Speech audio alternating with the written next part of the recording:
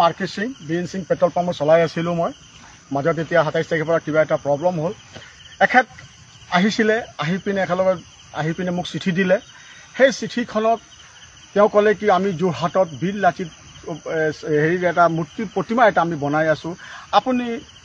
পাৰিলে আমাক সহায় কৰি দিয়ক শব্দটো শুনিব আপুনি পাৰিলে আপুনি সহায় কৰি দিব মই তেখেতক চিঠিখন মোক আপোনালোকে আমাক চিঠি দিব তেওঁলোকে আমাক চিঠি দিলে চিঠিত ডিমাণ্ড বোলা বস্তুটো তেওঁ লিখা নাছিলে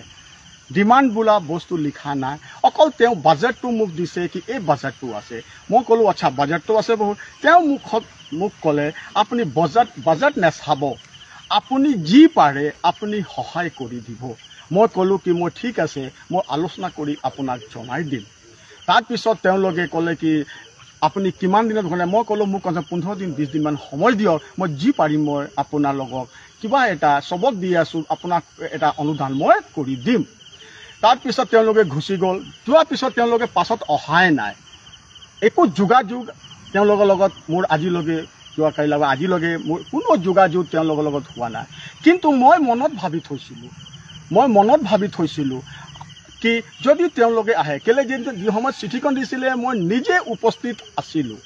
মই মনত ভাবি থৈছিলোঁ কি আহিলে 5-6 হাজাৰ টকা কিবা এটা মই তেওঁলোকক অনুদান কৰি দিম মই সেই কথাটো ভাবি থৈছিলোঁ আৰু মই আশা কৰিছিলোঁ কি তেওঁলোকে সেই পইচাটো লৈ বা কিবা এটা হেৰি কৰি অনুদান মোৰ পৰা ল'লে সেই ভাল কামত তেওঁলোকে বস্তুটো লগাই দিব আৰু মই 5-6 হাজাৰ টকাই মই ভাবি থৈছিলোঁ আৰু আজিলৈকে তেওঁলোকক মই এক পইচাও সেইটো বিষয়ত মই দিয়া নাই আৰু তেওঁলোকে মোৰ পৰা বিচাৰি অহা নাছিল এতিয়া কথাটো হৈ গ'ল এই স্পষ্টীকৰণ বীৰেন সিং পেটেল ডিপুৰ সেই সময়ৰ মালিকে নিজেই দিছে এতিয়া ইয়াৰ কথাটো হৈ গ'ল কি বাজেট এখন সদায় কিবা এটা কৰোঁতে আমি বাজেট এখন গাঁঠি দিওঁ তেওঁক না আমি জোৰ জবস্তি কৰিলোঁ নে তাক কথা পাতিলোঁ নে তেওঁক ফোন কৰিলোঁ কাগজখন দিলোঁ তেওঁ ক'লে অলপ দিন সময় লাগিব আমি নগ'লোৱেই বিচাৰি কিন্তু সেই কাগজখনকে গইনা লৈ কিছুমান দালালি চক্ৰই বহিৰাগত বনিয়াৰ ভৰি চেলেকা কিছুমান দালালি চক্ৰই কিছুমান ষড়যন্ত্ৰ কৰি বীৰ লাচিত অসমৰ মান সন্মান গৰিমাত আঘাত কৰিবলৈ হয়তো চেষ্টা কৰিব পাৰে গতিকে শ্ৰদ্ধাৰ ৰাইজ কোনোবাই চেষ্টা কৰাৰ আগত কোনোবাই এনেকুৱা লাঞ্চন আমাৰ সংগঠনৰ বা বীৰ লাচিত অসমলৈ এনেকুৱা লাঞ্চন ছটিওৱাৰ বোকা ছটিওৱাৰ আগত আমি নিজেই স্পষ্টীকৰণ দিছোঁ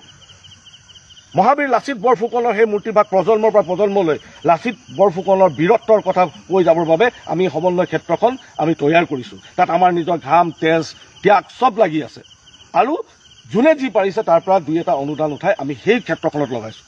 যাতে লাচিত বৰফুকন অসমৰ ভূমিত চিৰজীৱন 1000 বছৰলৈকে জীয়াই থাকক আৰু এখেতকো মইতো আপোনাক একো জোৰ জবস্তি কৰা নাই একো জোৰ জবস্তি কৰা নাই ফোন কৰা নাই একো জোৰ জবস্তি মোৰ ওচৰত নাই মোক সেইদিনাও আপুনি ডিমাণ্ড কৰা নাই আপোনালোকে ক'লে কি আপুনি যি পাৰিব আমাক সহায় কৰি দিব এতিয়া কথাটো ওলোটা হ'ব কথাটো কেলে বীৰেন সিং পেটেল ডিপুৰ মালিকক এখেত এতিয়া মালিক নহয় তেখেতক মালিকী স্বত্বৰ পৰা আঁতৰাই পেলাই কিছুমান ৰাজনৈতিক মানে শক্তিৰ দ্বাৰা বলিয়ান মানুহক সেই পেটেল ডিপুটোৰ দায়িত্ব দিয়া হৈছে গতিকে সেইসকলে তেনেকুৱা কিবা আচৰণ যদি কৰিব পাৰে যদি পুলিচত কেছ দিব পাৰে যদি হেৰি কৰিব পাৰে আমি স্পষ্টভাৱে আপোনালোকক কৈছোঁ এই কাগজখনত আমি অনুৰোধ কৰিছিলোঁ অনুৰোধ কৰা কাগজখন যদি চাব বিচাৰে মোৰ প্ৰফাইলত মেছেজ কৰক মোক কমেণ্ট কৰক মই সেই কাগজখন আপোনালোকক কপি দি দেখাই দিম ইয়াক